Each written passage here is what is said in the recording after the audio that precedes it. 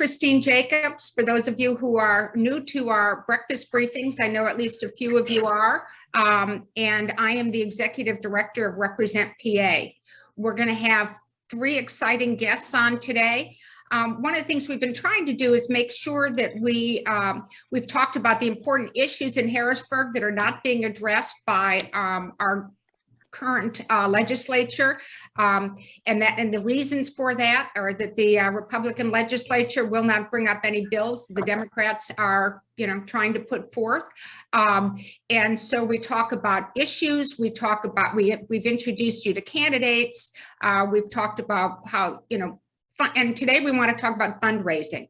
A few weeks ago we talked about women in power and how women do not use their money in the same way that men do. Women give smaller donations. Women don't seize control. It's harder to raise money from women. And so today is kind of a follow-on to that, which is, what do campaigns do with the money? Okay, a reminder, we got seats that need flipping. We have, of the 90 Democrats that are in the legislature, 27 of them are women that we've endorsed. 20 districts have candidates who have received endorsement. In the Senate, we've got some good candidates, but remember, Pennsylvania ranks 31st out of 50 states in terms of women in the legislature, and our goal is to flip the legislature with strong progressive women. We need to flip 12 House seats and 6 Senate seats and hold all the current seats in order to win the majority. We invest statewide in women running for the House and the Senate. In 2020, we invested $500,000.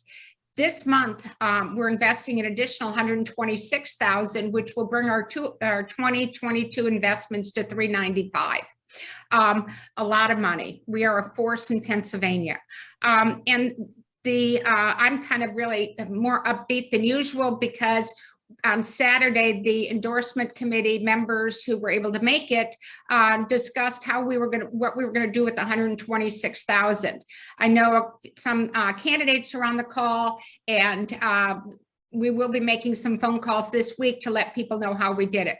We want to raise at least another $125,000, but we're not stopping there. We're planning events and things to do and ways to raise more money, because the more money, it's a money game. But why so much money? Why is it necessary? As I mentioned, we did host a breakfast briefing on women, power, and money, and why it's critical for us to fund women Democratic candidates.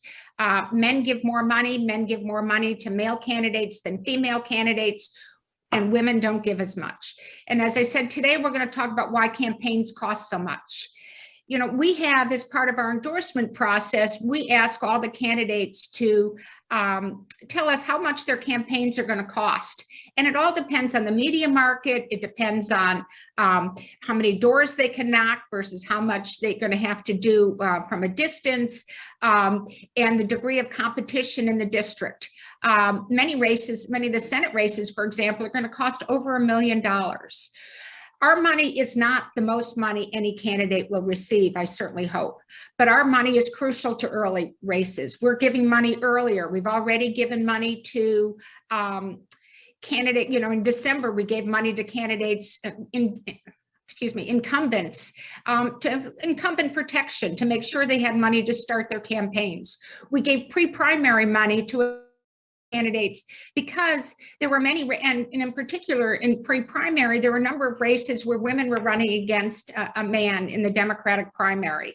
We wanted to make sure that the woman, where we could, made it through to the general election. And we were so successful, not completely, but we were very successful in helping put strong women candidates on the November ballot. So one of the things that I like to tell people also is that I love the fact that we've built up a network of women who we're all playing in the same place, in the same space. We have a lot of different roles. We're looking at things differently. We have many different ways of attacking it. We've talked with organizations that are doing get out the vote, doing voter registration, doing on the ground work in different groups around the state. But one of the groups that we've got a lovely relationship with is Emily's List. first, today we've got Sara Forman, who's the Eastern Finance Director for the state and local campaigns in Emily's List. We also have Devin Rankin, who's the Mid-Atlantic Regional Director for state and local campaigns. We do talk, our political director, Meg Pritchard, and I, and Tilly Forlak, we talk with Devin every other week just to find out what she's hearing. She's very much more on the ground with campaigns than we are. And we tell her what we're hearing. She tells us what she's hearing. And we're trying to coordinate to make sure that we've all got good information. What a great position to be in. But it's also great because when I said, how are campaigns financed and what do they do with the money? I knew who to call. So take it away, Devin and Sara. Morning. Morning. Morning. Really, really glad to be here. When we were asked to do this, it was a natural yes. Our partnership with Represent PA and the relationship that we've built with y'all over the last bunch of years now. I think this is 3 years in the making with Sara and I working closely with Represent PA. It's been such an amazing partnership and sisterhood. We're able to really lean in together as a team and provide that intel that we're often, being at the national level, and Sara and I not living in Pennsylvania, we get that connection point with what's happening on the ground in Pennsylvania, the feel, the news. We get a lot of great information sharing with this partnership and a lot of strategic decisions that we work together behind the scenes to make. And a lot of it has to do with funding and where those resources are best spent. And that road goes both ways and did very well last cycle as we were making investments and working with Represent PA to figure out where these funds were needed the most as we went into the end of the cycle. So I couldn't be more grateful and more thankful for the partnership that we have with y'all, and look forward to the rest of this election year and just appreciate you being here. Sara, you want to chime in a little bit? Yeah. Of course. Your relationship? Yes, of course. We think of Represent PA as our eyes and ears, like Devin was saying, because I live in New Jersey, so I'm just over the river, but it's not the same thing. Pennsylvania is such a huge state with so many different regions and so many different candidates. And it's just really wonderful that we're able to count on Represent PA to step into places where we can't always engage as well. This is where that partnership really comes into place for us, and where we're really excited to work with you guys to have. Sorry, my cat is deciding to growl at me because I kicked him off my lap. But Devin and I are really excited to kind of get into some of these nuts and bolts about why campaigns cost so much money in Pennsylvania in particular, and what we can do as two helpful groups to help our candidates be better in their electoral quests, right? So the biggest takeaway I think that we want to share with you all is that, yes, it's a lot of money, but no, it's not really that scary. I think we can help you guys to, understand that there is a happy medium for all of this. All right. So this one I think is a great place just to understand the duo that is Sara and myself. Sara is our finance expert. She's so much more than a finance expert, obviously. She has worked in this campaign space for 2 decades now and is a great ally to our campaigns. But her primary focus and her expertise is all things fundraising. So Christine asked us to kind of cover sources of money in Pennsylvania and the uniqueness of the fundraising structure and or lack of limitations in Pennsylvania. So I'm going to let you cover this next slide on sources of money for our state and local campaigns in Pennsylvania. I just want to say, obviously this list is very broad and doesn't really get too deep into the weeds on this, but thinking through the unlimited nature of the Commonwealth, I have the whole East Coast for Emily's List as part of my region, and I am blessed with a majority of the Commonwealth states: Massachusetts, Pennsylvania and Virginia. And Pennsylvania and Virginia have these lack of restrictions on money that's actually kind of refreshing. Massachusetts has a $500 PAC contribution maximum for the cycle and $1,000 total for individuals per cycle. So their races cost far less on the hard side, or what we're talking about today. That's why all these IEs pop up and the soft side money is out of control. And, you know, you don't know who they're advocating for, where the money's coming from. There's no direct line to the source of your funding. Whereas in Pennsylvania, Sara, could I ask you a question? Sure. As part of the explanation, what's the difference between hard side and soft side? And what is an IE? Sure. So an IE is a 501c4. It is an independent expenditure organization, often called dark money.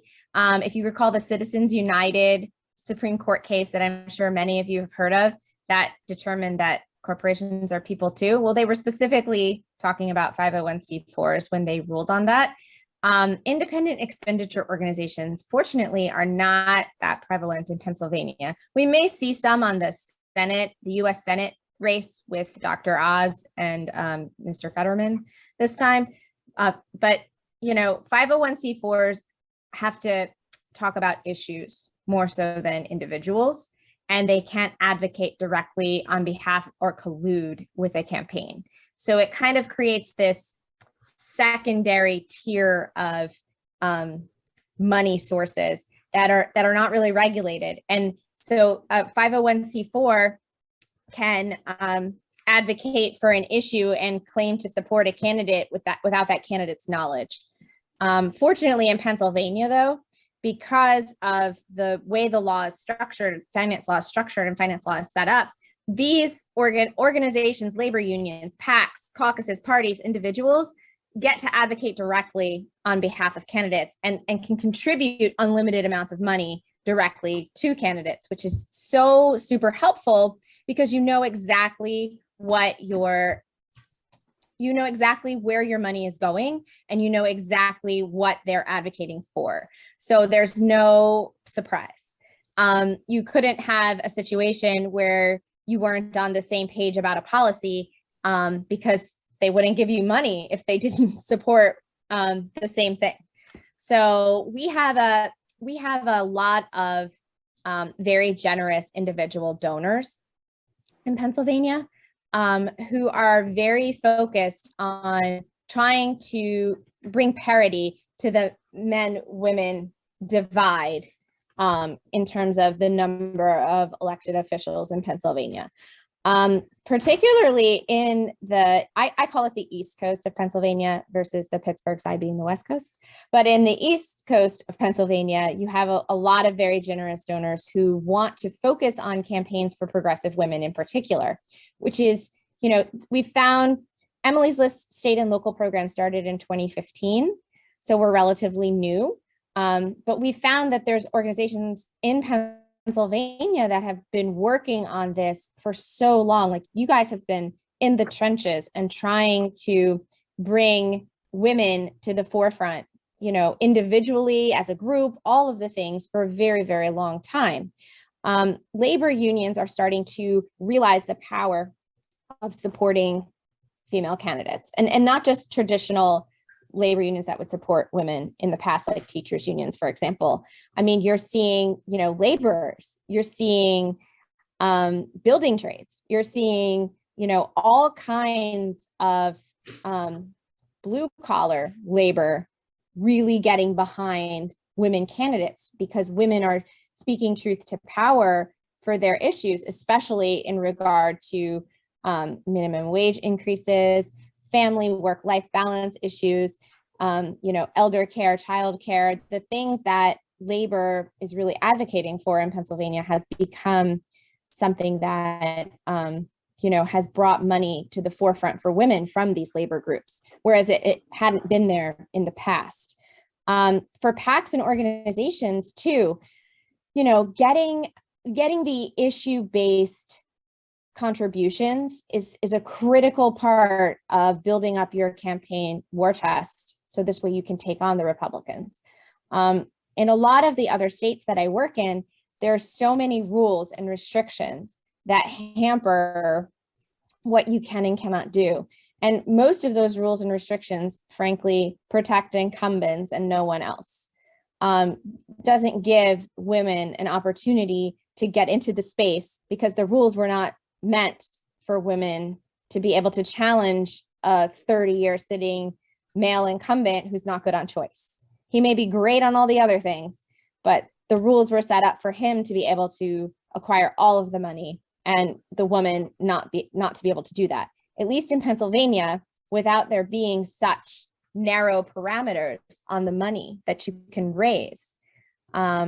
You have an opportunity to pick up the phone and call anyone and ask for parity with contributions to any other person running for office. And it's really actually kind of refreshing to have that ability to delve right into the fundraising world without any restrictions.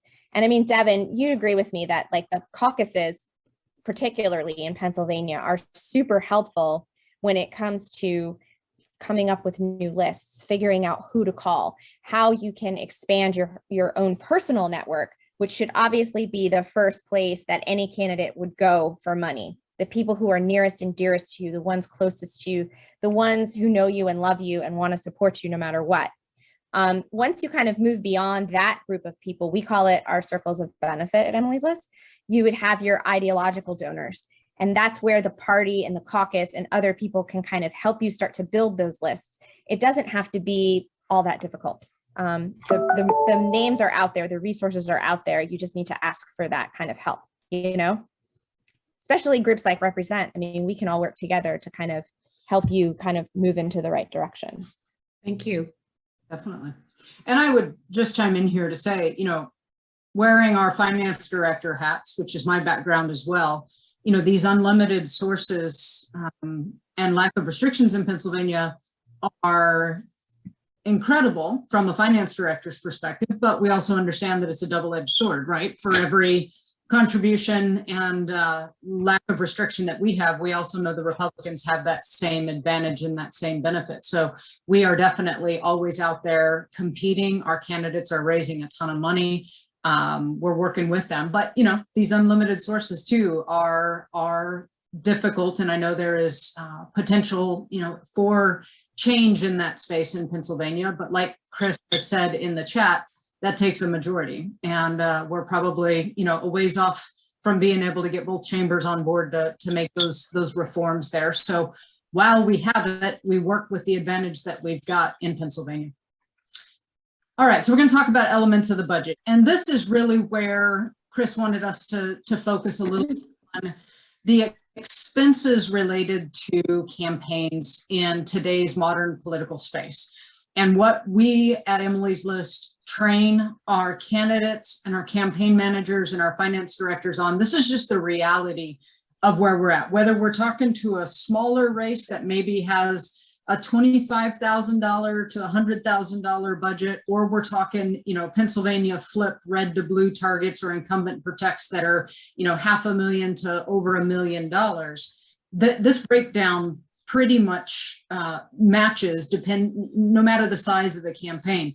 80% of your resources are going to be invested in direct voter contact. We're going to talk a little bit about what direct voter contact is on the next slide, just so you understand. But the rest of the breakdown here and where the budget goes is, carved up in much smaller chunks. So those out there that, have gotten the wrong impression of campaigns that, we've got a bunch of staff and consultants making tons of money, huge salaries, the, staff and administration side of these campaigns is huge. In reality, if we have anything to do with it, Emily's List Represent PA, that's not a campaign we're probably going to be taking a look at endorsement wise or investment wise, because they're not spending their resources wisely and well.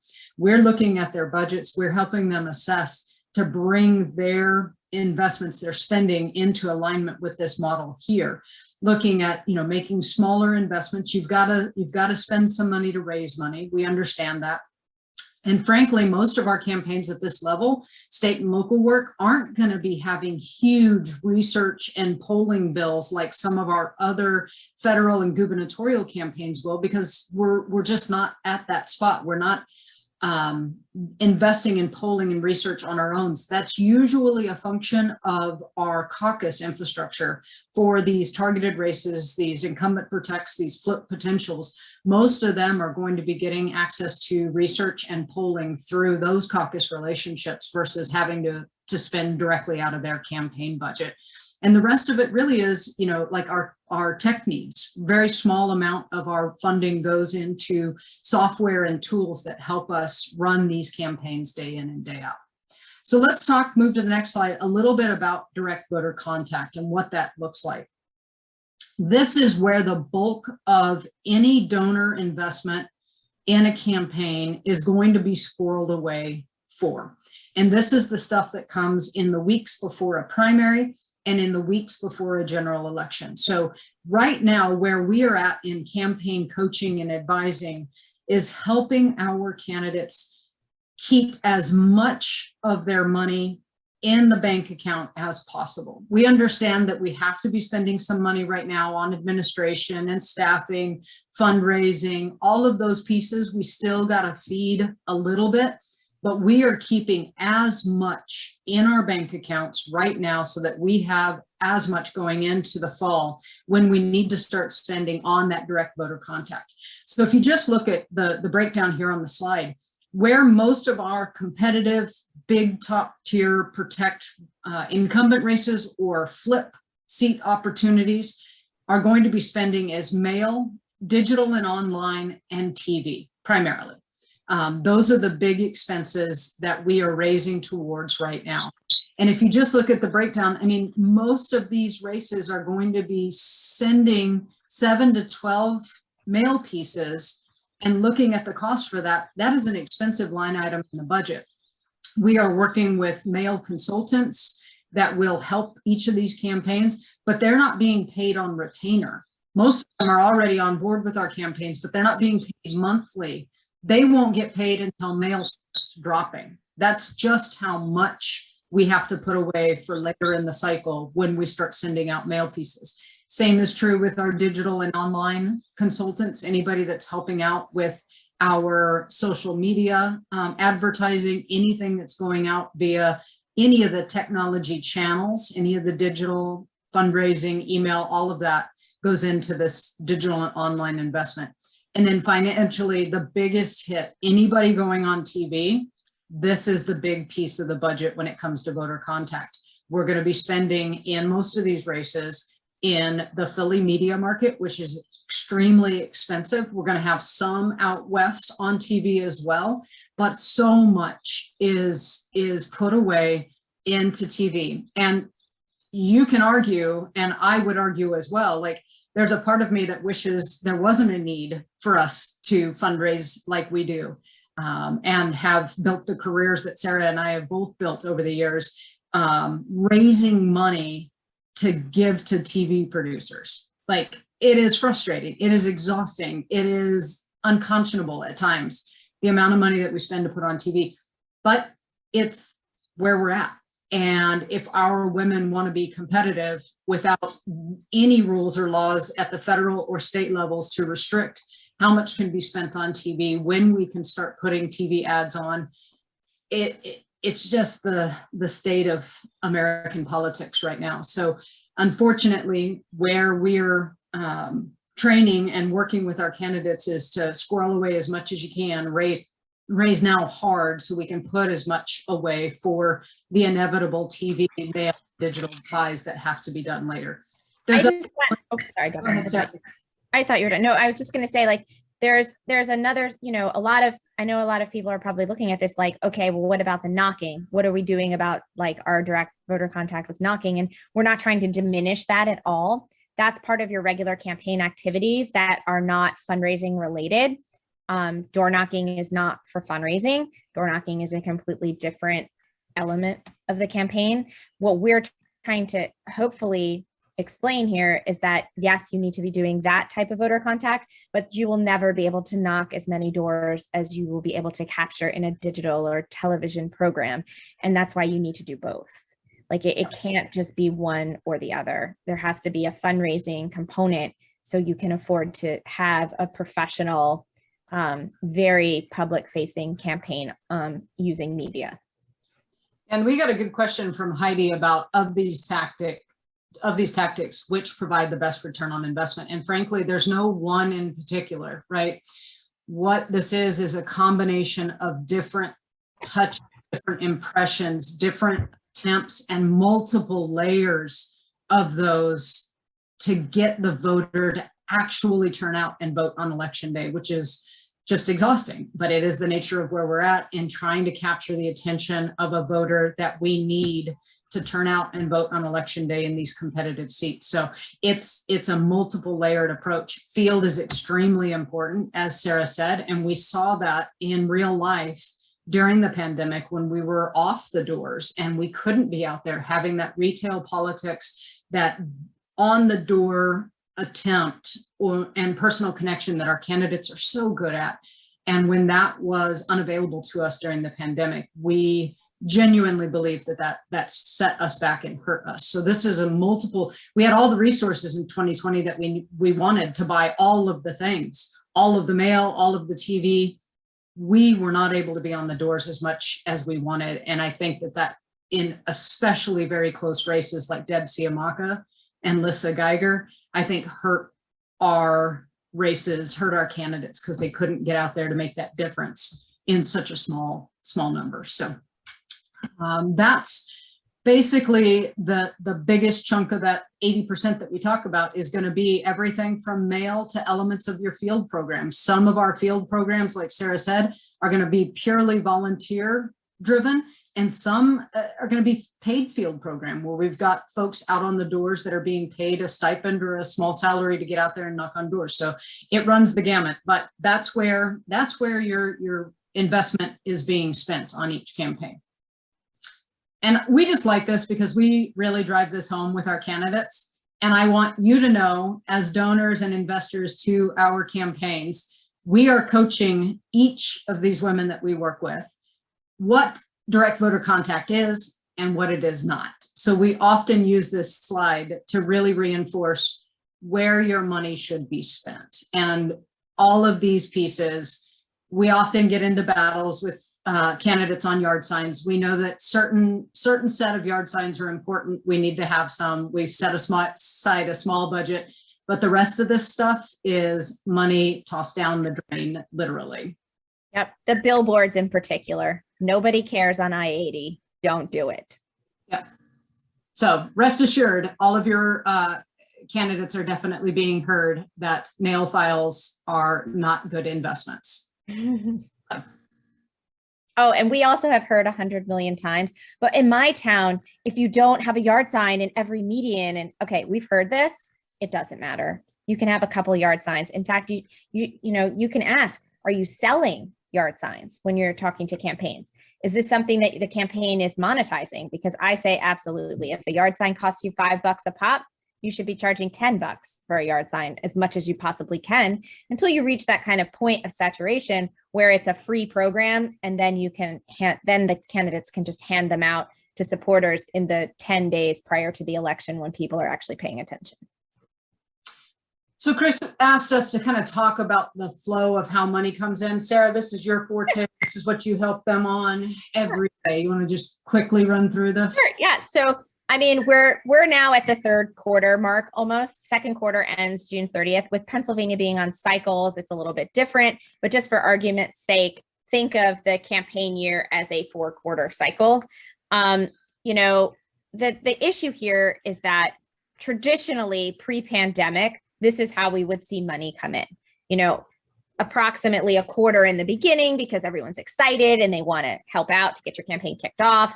The second quarter, it slows down a little bit. Third quarter is the summer. Everyone's at the beach. It's a hard time to raise money, everyone says. And then the fourth quarter is when the vast, majority of the money would come in. Now, this is a pre-pandemic, again, picture on this. What we have seen in all of our finance work since 2020 is a little bit of a swap. We have seen the first quarter be a little slower than it would typically normally be, because a lot of campaigns have become professional, and a lot of campaigns have the savvy tools and resources to start immediately emailing, building a list, doing all of these things that, 4 years ago were not the standard norm for state and local campaigns. So what we see now is, the first quarter being, somewhere between 10 and 15 to maybe 20% on the high end. The second quarter, this quarter we're in right now, actually being a much higher rate, more like you switch the first quarter and second quarter in this infographic. So you'd see somewhere between 18 and 25% of the total campaign raise come in the second quarter. For the third quarter over the summer, I like to say a solid 20%. Candidates are now well versed in doing call time over the summer. Being able to explain to donors that we can't wait for your check until October. We need to be able to plan to spend it. And I saw some of those questions in the chat about, the last 10 days when all the money from heaven rains down. Candidates have become really savvy about saying to donors, look, I appreciate your money in October as much as I appreciate your money in June. The difference being, if you give it to me now, I'm going to actually be able to communicate with voters directly on television, in the mail, like have part of my program actually funded, making the October money less desirable for the campaign. But candidates, I've been working really hard to try to help candidates break themselves of the habit of, not pushing for early money. And then, this third to fourth quarter sum, so figure 20% in the third quarter. The fourth quarters also should be right now adjusted for about 20%. I also want to take into account that donors are tired.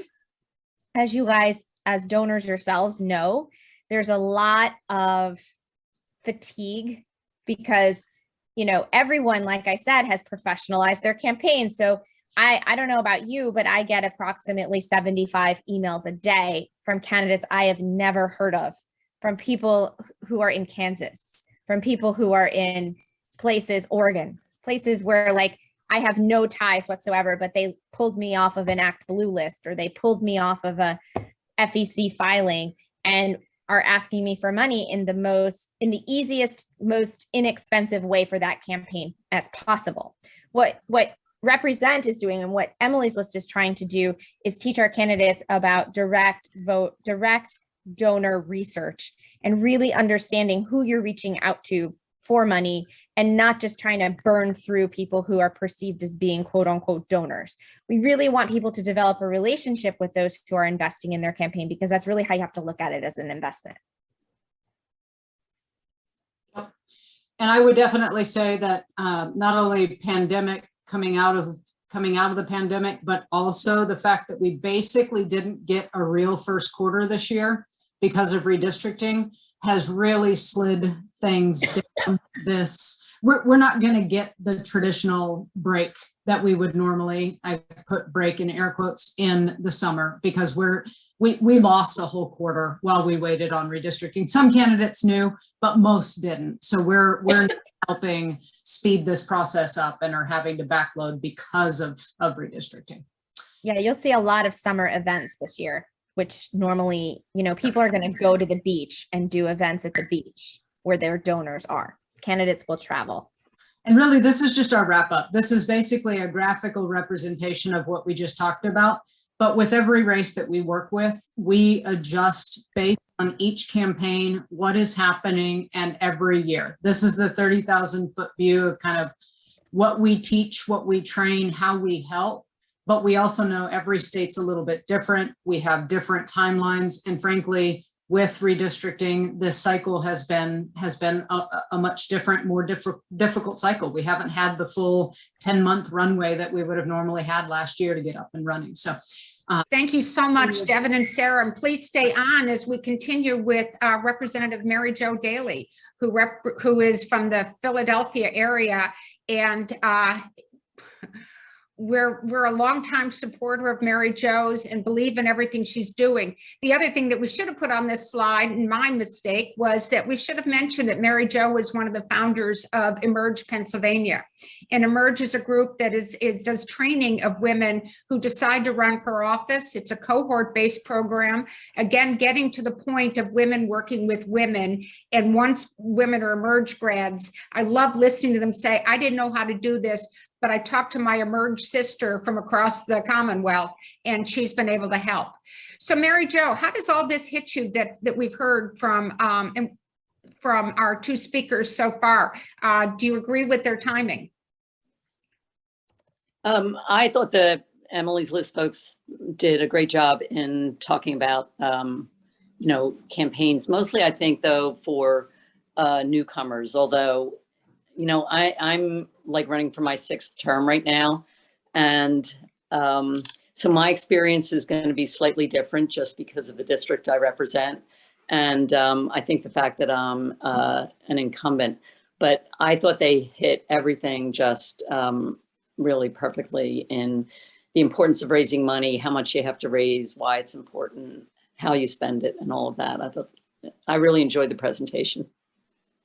Mary Jo, one of the questions we got in advance of this was, okay, so I'm going to write you the campaign a $500 check. What do you do with it? How do what happens when the check comes in? I told you we're getting to the nuts and bolts here today. Okay, so the nuts and bolts, I stop at my post office box to pick up checks on a regular basis, depending on kind of what I'm doing in terms of campaigning. I should say that I campaign all the time. I mean, I raise money all the time. I have, and so this goes back to, I think, the question of nuts and bolts. I actually have 2 hours set aside every single Thursday, every year, every month to make fundraising calls. We intersperse them also with some campaign planning, but mostly I'm making calls. And so we also use events to make calls and invite people to the events that we're having. So when the checks come in, I pick them up, I drop them off at my treasurer's. He likes to put things into NGP in batches. So I don't always see them in NGP immediately, but I keep a record of what's come in myself. And then in addition to writing thank you notes, it just gives us an ability to plan our future steps and what we're going to do.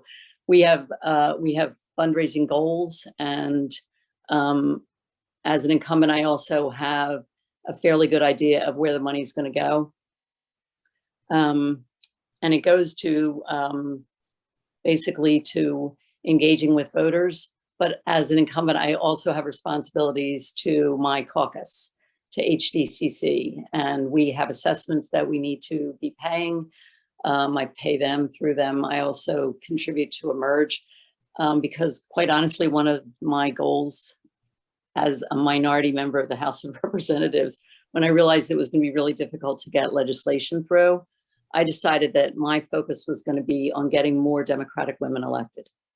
And so I spend a fair amount of time doing that. So I also include in my fundraising 2 hours, I will make calls for Emerge, and I will make calls for candidates that I'm hoping to help. So I have to present myself to potential donors as I may not have even an opponent in my race, but I am very focused on building the Democratic majority and the number of women that we have in the Pennsylvania House of Representatives. And so when I asked Mary Jo if she would join us today, of course, she said yes, because we're all in this one together. Somebody, Sara made a comment earlier that, you can't count pledges. Somebody will pledge an amount of money, but it only counts when the money comes in. And so that's I'll never forget 4 years ago, we had a candidate who was running, and I called her, tell her she was getting, $2,500 or something. And she said, am I really going to get it? And I thought, well, I said you are. I mean, what do you mean? She goes, you have no idea how many people say, oh, I'll send you a check, and the check never appears. And I go, we're going to send you the money. And we really did. And it's just because the candidates really get, you know, how important the money is. It's also the money is the way that the candidates get evaluated. Early money is how the candidate gets evaluated by the caucus and the union and all of the other streams of funding that Devin and Sara mentioned earlier. Remember, Sara said the first thing is who do you know and who can you get early money from? And then that proves a point. And it proves that you're a viable candidate. Senator Maria Collette, I tell this story all the time. We were her first check over $1,000 4 years ago when she ran. We gave her $8,000. Going back to the numbers that you saw earlier, Maria used that money to pay for what she said was 2.5 mailings to her district, and she ended up with $80,000. And then with that $80,000, she could go to the caucus and say, I'm a real candidate. So that's another value of early money. You always have to remember that the origin of the name Emily in Emily's list is early money is like yeast. And this was a perfect example of the yeast doing its thing.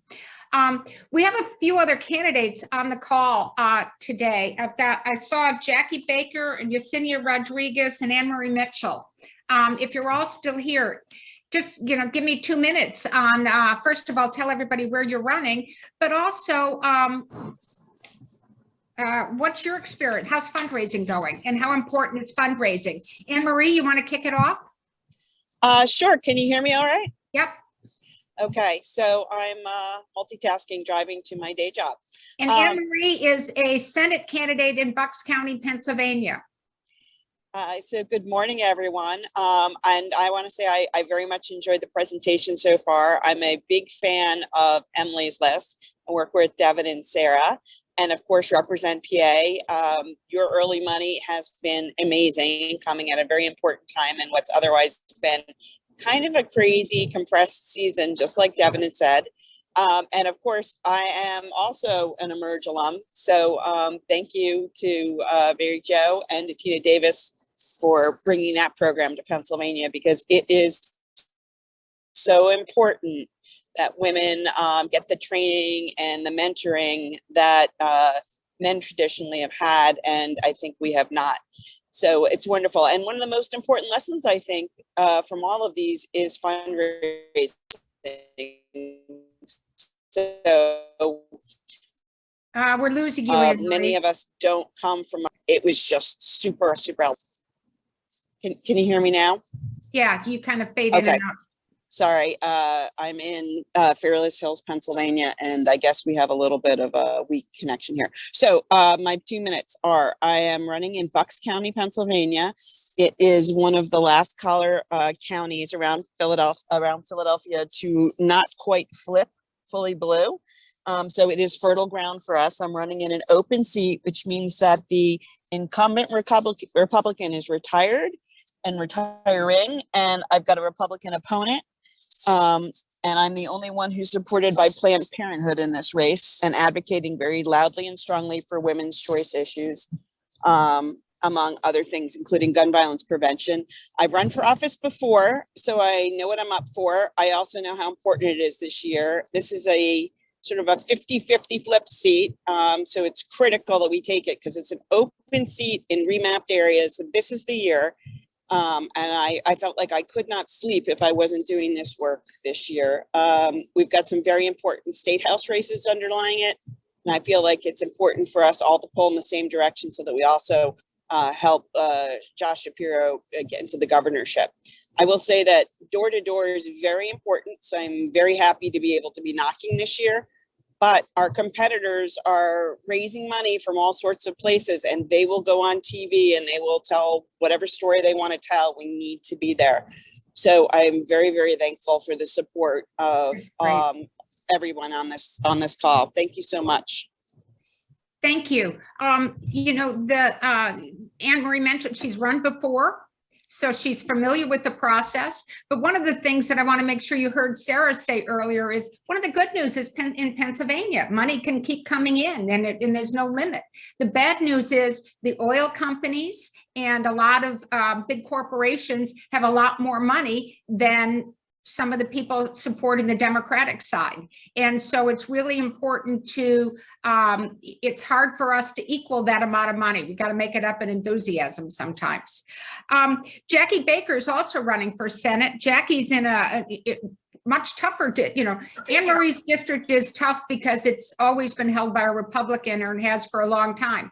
Jackie's running in Susquehanna and Luzerne counties, and she's running against an incumbent. So, but how's the money raising going, Jackie?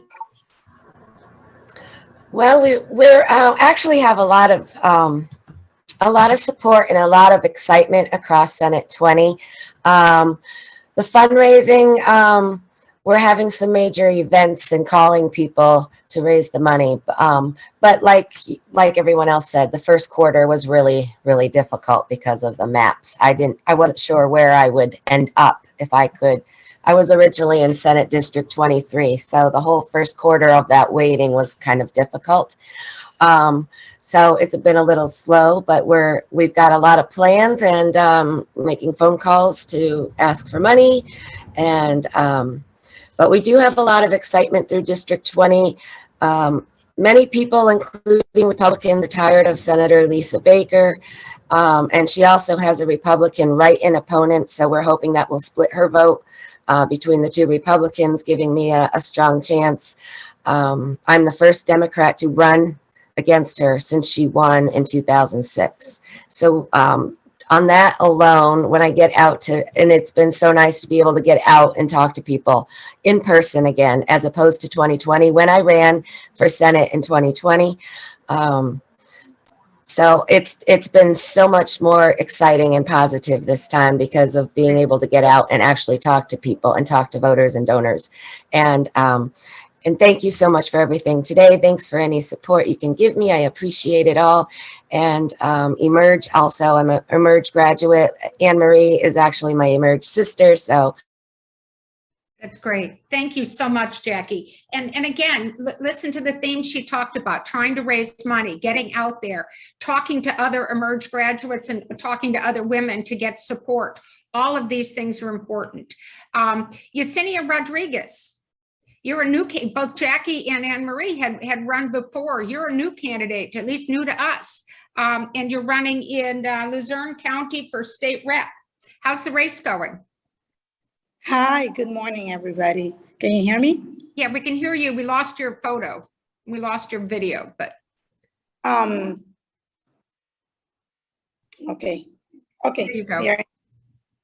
Hi, good morning, everybody. I am so excited and grateful for you guys. And I want to thank you for your endorsement, first of all. It came in at the right time. Yes, I did run for school board twice, but this is my first trying for State House. It's been a scary path since the primaries. I didn't have an opponent. My seat is an open seat, the majority being Latinx. So I'm trying to energize and turn down those votes. And we are looking at fundraising and over the summer and thinking about, I always said if I have to knock on each and every door, I'll do that over the summer to get those voters out. I know we can do it and we can flip the seat in my district. I have a lot of confidence in it. That's great. And it's interesting in your district that you are the first Latina to be running in that district. Yeah, that's right. It's part of the changing makeup of Pennsylvania. Yes. After, we are, we've run my opponent. He is a male and, it's sad, but he spent a lot of money on the primaries, so I know what is coming, but I know we can take it on. I definitely think that if we can knock on every door and get those voters out, we can make it happen. My community knows me and I know my community and I know they will support me 100%. That's great. Thank you so much. And thanks for joining us today. Thank you. I think we've answered most of the questions that I've seen in the chat. So let's move on to our final slides, please. And thank you so much to our three official guests, Devin, Sara, and Representative Mary Jo Daley. You know, we're trying to bring you the news. And why do we care? Because there are issues you care about. You're passionate about certain issues. And what of these issues, you know, there are some, you know, we're all anxiously waiting to hear what the Supreme Court is going to do on Roe and what's going to happen to women's health care. We know it's not good. How bad is it going to be? And many of you are abortion voters. The one I don't have on this list is guns. Yes, we have a bipartisan committee working on something that looks like a weakish, but a step in the right direction, weakish controls. But do you want more? Do you want more in Pennsylvania? Do you want to at least be able to talk about these things in Pennsylvania? Voting rights and democracy. Have you listened to gubernatorial candidate Mastriano, Senator Mastriano, talk about voting rights and democracy? Pennsylvania is one of the states where the Secretary of State is not elected, it's appointed. And it's appointed by the governor and approved by the Senate. What does that mean? It means that Mastriano has talked about making sure that whoever he appoints is going to may throw out the votes of the citizens of Pennsylvania if he decides that they're not accurate, and they're going to make decisions on future elections. How does that one hit you? Education, we've had events on education funding and how poorly education is funded. Nothing is going to change. Nothing is going to change on the environment. Yes, Governor Wolf has put us into the regional greenhouse gas initiative, but that can be overturned by a Republican governor, and all of these things need legislation behind them. Nothing is going to change in Harrisburg without a Democratic governor and a Democratic majority in at least one of the chambers. Why is it not good enough to say, well, at least we'll have it, you know, second version of Governor Veto, and Josh Shapiro can just veto things he doesn't like? Because this legislature, the current legislature, is already put in secret, not without Democratic input. They're putting together constitutional amendments, either one big one or multiple of them, which will support their viewpoint. Constitutional amendments have to be passed by 2 consecutive sessions of the legislature, but both the House and the Senate, but do not need a governor's signature. So this group is already, current Democrats are already working on legislation and to put forth constitutional amendments. If it passes between now and December, and they continue to have a Republican majority, they will vote on it in January, and they'll put constitutional amendments on in the May primary of 2023. And you know how few people turn out in odd year election primaries. Your vote is your minimum contribution this year. It's your minimum contribution. You need to volunteer to support voter registration and voter turnout efforts. You need to connect with your favorite candidates and knock on doors and make phone calls. Volunteer to be a poll worker. It may or may not be a lot of fun this year, more fun than, you know, it's not generally what we'd call a fun job, but it may or may not be, you know, there may be a lot of issues around poll workers, but it is so important and to make sure that our polls are well staffed. Share your passion. Did you hear something today that hit you? Guess what? This will be available on our website under past events. It's also on our YouTube channel, so you can share this information with other people. You can share information on some of these other issues that we've discussed with other people and raise money. Tell people I did something fun today. I just wrote a check. You should too. And check out our website, volunteer for us. And we're working on breakfast briefings for this summer. I know we'll touch on abortion again. I know we'll touch on guns again. But are there other subjects that you want to learn about? Let us know and we'll make sure it's covered. But this is what you can do. This is, okay, end of the slides. Thank you all for being with us. Yes, we got you done by 9:30 again. We hope it's been a good beginning of your day. I hope we've gotten you charged up, but this is important. but I'm passionate about this, as you can tell. I've heard enough people tell me it's that the House may flip, but the Senate can't flip. You heard from 2 Senate candidates today who we can't tell them don't go out and campaign because it's not doable. We have to go out and do these things. It is so important that we work on every seat, and count every seat is important.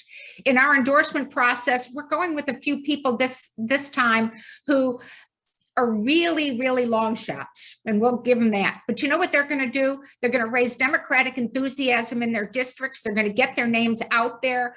They're going to raise the number of people who are going to vote for Josh Shapiro and John Fetterman, and they're going to talk about Democratic issues.